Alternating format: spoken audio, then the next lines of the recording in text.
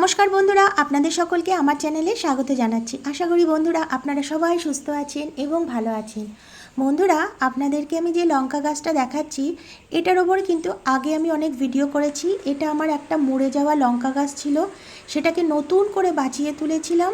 আর প্রচুর লঙ্কা কিন্তু এই গাছটা থেকে আমি খেয়েওছি। আর এখনও দেখুন অনেক লঙ্কা কিন্তু লাল হয়ে রয়েছে। গাছটার এখন যেটা প্রথম প্রবলেম হচ্ছে, গাছটা সেরকমভাবে কিন্তু বাড়ছে না। আর নতুন নতুন অল্প অল্প ছোট ছোট পাতা বেরোচ্ছে, কিন্তু সেই আন্দাজে কিন্তু গাছটার কোনো রকম গ্রোথ হচ্ছে না। আর এখন গাছটাতে নতুন করে কোনো ফুল বা আসছে বা সেখান থেকে যে লঙ্কা হবে সেরকম কোনো কিন্তু আমি এই গাছটার মধ্যে দেখতে পাচ্ছি না। গাছটা সেরকমভাবে আরও যে সুন্দরভাবে বেড়ে উঠবে সেইটা কিন্তু একদম নেই। তো আজকে আমি যেটা করব, এই গাছটাকে নতুন করে আবার বাঁচিয়ে তোলার ব্যবস্থা নেব। দেখুন ছোট ছোট পাতা বেরিয়েছে চারপাশ থেকে, কিন্তু সেই আন্দাজে কিন্তু গাছটার বৃদ্ধি হচ্ছে না বন্ধুরা। আর এই যে পাতার ওপরে যেগুলো রয়েছে, এগুলো কিন্তু আর কিছু না, এগুলো শুকনো ছাই। আমি আপনাদেরকে দেখিয়েওছি এর আগে। আমি বেগুন গাছেও দিয়ে থাকি, লঙ্কা গাছেও দিয়ে থাকি, সমস্ত গাছেই কিন্তু মোটামুটি দিই। দেখুন ছোট্ট ফুল এসছে, ছোট ছোট ফুল আসছে, কিন্তু সেই আন্দাজে কিন্তু গাছের কোনো বৃদ্ধি নেই। এখানে একটা লঙ্কাও হয়ে রয়েছে। গোটা গাছটাতে এখনও 4-5টা মোটে সবুজ লঙ্কা রয়েছে আর কিছু লাল লঙ্কা রয়েছে। তো বন্ধুরা, আমাদের যখন এই রকম পরিস্থিতি হবে, তখন আমাদের বুঝতে হবে হয়তো যে গাছটা যে আমি বসিয়েছি যে এই জায়গাটাতে, সেই জায়গাটা খুব ছোট হয়ে গেছে। এবার কি করতে হবে, আমাকে গাছটা অন্য জায়গায়, একটু বড় জায়গায় বসাতে হবে। এবং গাছটার যে পুরনো ডালপাল্লাগুলো রয়েছে সেগুলোকে আমাদেরকে একটু ছেঁটে ফেলে দিতে হবে।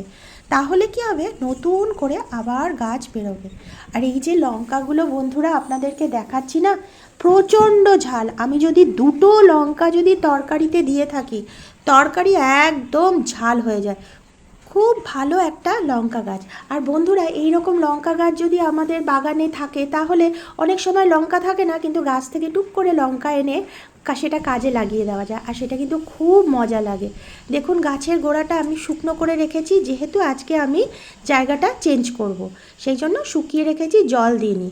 তো প্রথমে আমি কি করছি বন্ধুরা, গাছের যে পুরনো পুরনো ডালগুলো রয়েছে সেগুলোকে আমাদের একটু কেটে ফেলে দিতে হবে।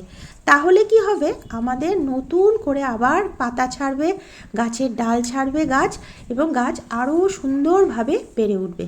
সেই জন্য যেই পাতাগুলো শুকিয়ে গেছে, যে পাতাগুলো বড় বড় পুরনো পুরনো পাতা, বুড়ো পাতাগুলো, সেগুলোকে আমাকে ফেলে দিতে হবে। আর অযথা কিছু ডাল বেরিয়ে রয়েছে এদিক ওদিক থেকে, সেই ডালগুলোকে আমাদের কি করতে হবে, সুন্দর করে এগুলোকে কেটে ফেলতে হবে। একটা গাছটাকে সুন্দর আমি শেপে আনবো। তারপরে যখন আমি আবার জায়গা চেঞ্জ করব, ভালো করে খাবার দেব, গাছটা কিন্তু আবার নতুন করে বেঁচে উঠবে। বন্ধুরা, আপনাদেরকে আমি সবসময় বলবো, পুরনো লঙ্কা গাছে, পুরনো বেগুন গাছকে যদি যত্ন করা যায় না, বেগুন কিন্তু যেমন প্রচুর হয়, লঙ্কাও কিন্তু প্রচুর হয়ে থাকে। এই যে লঙ্কা গাছটা আপনাদেরকে দেখাচ্ছি, এটা বহু পুরনো লঙ্কা গাছ। যখন আমি আমার ব্যালকনি বাগান শুরু করি, তখনকার এই লঙ্কা গাছটা কিন্তু আমার।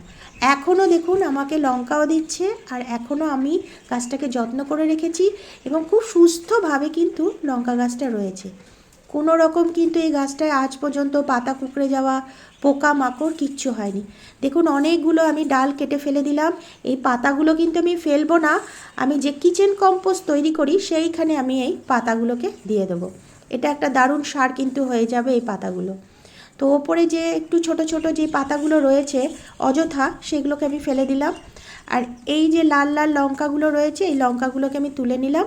এগুলো আমার আজকে রান্নার কাজে লাগিয়ে দেবো। খুব ঝাল, খুব ঝাল লঙ্কা গাছটার যে লঙ্কাগুলো হয়। আর এবার মাটি তৈরির ক্ষেত্রে আমি দেখুন আপনাদেরকে দেখাচ্ছি। নিচে একটু গোবর সার রয়েছে, আর ওপরে কিছু ফলের খোসা, সবজির খোসা, আর ভার্মি কম্পোস্ট, আর শুকিয়ে রাখা ডিমের খোসা, আর নিয়ে নিয়েছি আমি একটু সর্ষের খোল। ব্যাস, এই কটা জিনিস দিয়ে আমি আজকে মাটি তৈরি করব। কমলা লেবুর যে খোসাগুলো রয়েছে সেগুলোকে আমি একটু ছোট ছোট করে টুকরো করে নিলাম। তাহলে কি হবে, খুব তাড়াতাড়ি এটা ডিকম্পোজ হয়ে একটা সুন্দর সার তৈরি হবে। এখানে কিন্তু বন্ধুরা সব রকম সবজির খোসা আপনাদেরকে বলেইছি আমি রাখতে পারি না। এখানে কমলা লেবু, পেঁয়াজের খোসা, রসুনের খোসা, আলুর খোসা, এইগুলোই রয়েছে, আর রয়েছে কলার খোসা। ভালো করে আমি এগুলোকে নিচে একটা বস্তার মধ্যে ফেলে দিলাম। তাহলে কি হবে, মাটিটা তৈরি করতে, মাটিটাকে ভালো করে মেশাতে আমার একটু সুবিধা হবে। যেতটুকু ভার্মি কম্পোস্ট ছিল সব ভার্মি কম্পোস্ট আমি দিয়ে দিলাম। আর আমার ভার্মি কম্পোস্ট নেই, আমাকে এবার নার্সারি থেকে কিনে আনতে হবে।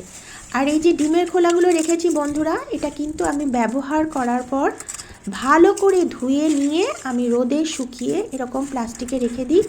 যখন আমার প্রয়োজন হয় তখন আমি এখান থেকে নিয়ে ব্যবহার করে থাকি, আবার আমি এটাকে রেখে দিই। এই দেখুন অনেকটা নিয়ে নিয়েছি। আর নিয়ে নিলাম এখানে সর্ষের খোল। বন্ধুরা এই যে ডিমের খোলা দিলাম, ডিমের খোলার মধ্যে রয়েছে কিন্তু প্রচুর পরিমাণে ক্যালসিয়াম। মানে সমস্তই কিন্তু আমি জৈবভাবে দেখুন মাটি তৈরি করছি। এখানে কিন্তু কোনো প্রকার আমি মাটি ব্যবহার করছি না, দেখুন। আর এই যে গাছের গোড়ায় যতটুকু রয়েছে ততটুকু, আর এটা দিয়েই মোটামুটি আমি আজকে টবের মাটিটা তৈরি করে ফেলবো। আমি এখানে প্রথমে নিয়ে নিয়েছি একটা 10 ইঞ্চি গ্রো ব্যাগ। তার ভেতরে প্রথমে আমি ওই সবজির খোসা ভার্মি কম্পোস্ট যেটাকে আমি নিচে মিশিয়ে রাখলাম, সেটাকে প্রথমে আমি 2-3টে লেয়ার ওপরে দিয়ে দিলাম এই 10 ইঞ্চির গ্রো ব্যাগে। তারপরে এই যে লঙ্কা গাছটা রয়েছে 6 ইঞ্চির গ্রো ব্যাগে, আমি ওটাকে আস্তে করে বন্ধুরা তুলে নিচ্ছি। ভীষণ শক্ত হয়ে রয়েছে বন্ধুরা, আপনাদেরকে বোঝাতে পারছি না। এখানে বোঝা যাচ্ছে যে এত শিকড় ভর্তি হয়ে গেছে, যার জন্যই বন্ধুরা গাছটা সুন্দরভাবে বাড়তে পারছে না। আমি ওপর থেকে যতই বন্ধুরা খাবার দিই না কেন, জায়গা তো যদি না থাকে, তাহলে গাছ যদি শিকড় ঠিক করে বাড়তে না পারে, ছড়াতে না পারে, তাহলে তো গাছের কখনোই গ্রোথ হবে না, না? সেই জিনিসটাই কিন্তু আমার এই লঙ্কা গাছটাতে হয়ে গেছে। একটা গাছকে সুন্দরভাবে বাড়তে হলে একটা জায়গা যেমন চাই, ঠিক মাটিও তেমন চাই, আবার সেরকম খাবারও সেরকম চাই। দেখুন বন্ধুরা কত শিকড় হয়ে গেছে, মানে মাটি দেখতে পাওয়া যাচ্ছে না, পুরো চারিদিকে শিকড়ে ভর্তি হয়ে গেছে।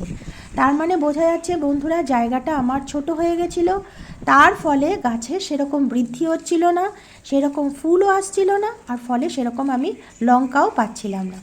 এরপরে আমাকে কি করতে হবে, যে চারিদিকের যে শিকড়গুলো রয়েছে সেইগুলোকে আস্তে আস্তে আমাকে ছাড়িয়ে ফেলতে হবে, কিন্তু মূল শিকড়টা যাতে কোনোভাবে নষ্ট না হয়ে যায়, সেটা যাতে কোনো রকমভাবে ক্ষতিগ্রস্ত না হয়, সেটার দিকে কিন্তু আমাকে খেয়াল রাখতে হবে।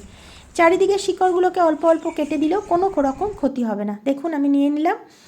এরপরে আমি ওপরে যে শিকড়গুলো ছিল সেগুলোকে আমি ফেলে দিচ্ছি, কিন্তু এই মাটিটাকেও কিন্তু আমি বন্ধুরা ফেলবো না। এই মাটিটাকে, এই বস্তার যে মাটিটা আমি তৈরি করলাম ভার্মি কম্পোস্ট সবজির খোসা দিয়ে, তার ওপরেই ফেললাম। আর যে শিকড়গুলো আমি ফেলে দিচ্ছি সেগুলোকে সাইড করে দিলাম।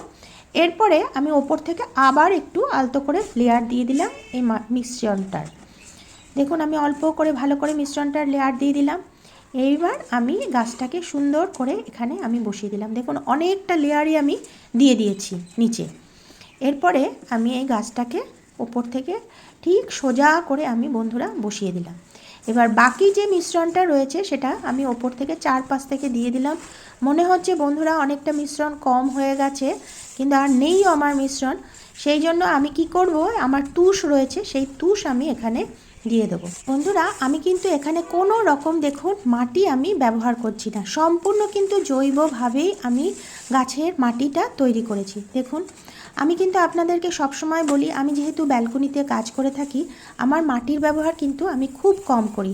দেখুন আমি ওপর থেকে অল্প করে তুষ দিয়ে দিলাম, যেহেতু যে মিশ্রণটা তৈরি করেছি সেটা খুব কম পরিমাণে হলো, সেহেতু আমি তুষ দিচ্ছি। যদি মিশ্রণটা সাফিসিয়েন্ট হতো তাহলে কিন্তু আমি আর এখানে তুষ দিতাম না। দেখুন সুন্দরভাবে আমি গাছটা লাগিয়ে দিলাম। আর এটা কি হলো, খুব লাইট ওয়েটও কিন্তু বন্ধুরা হলো। এরপরে আমি একটা স্যাফ নিয়ে নিলাম ফাঙ্গিসাইড, যে গাছের ডালগুলো কেটেছি সেইখানে আমি এই স্যাফ জলটা আস্তে আস্তে করে দিয়ে দিচ্ছি। এর ফলে কি হবে, গাছের যে ডালগুলো কেটেছি সেখানে কোনো রকম ফাঙ্গাসও হবে না, এবং গাছের পাতা দ্রুত বাড়বে, এবং সুন্দর সুন্দর নতুন নতুন পাতাও আবার গজাবে। বন্ধুরা আপনাদের যদি আমার এই ভিডিওটা ভালো লাগে তাহলে অবশ্যই একটি লাইক, সাবস্ক্রাইব ও শেয়ার করে দেবেন। এরপরে আমাকে ঠিক একদিন অন্তর অন্তর গাছের মাটির গোড়ার দেখে আমাকে জল দিতে হবে। আর এখন কোনো রকম খাবার দাবার প্রয়োজন নেই, এটা এই রকমভাবেই 15 থেকে 20 দিন থাকবে। তারপর 10 দিন অন্তর অন্তর গাছে কোনো না কোনো খাবার আমরা দিয়ে থাকব। বাকি স্যাপটা আমি মগের জলের সাথে মিশিয়ে নিলাম, এবং সেটাই আমি গোড়াতে এবার দিয়ে দেবো। বন্ধুরা 6 ইঞ্চি গ্রো ব্যাগে ছিল, আজ আমি বসিয়ে দিলাম 10 ইঞ্চি গ্রো ব্যাগে। তো বন্ধুরা আজকের ভিডিওটা আমি এখানেই শেষ করছি, আগামী ভিডিওতে আবার দেখা হবে। আপনারা সবাই খুব ভালো থাকবেন। অনেক ধন্যবাদ আপনাদের।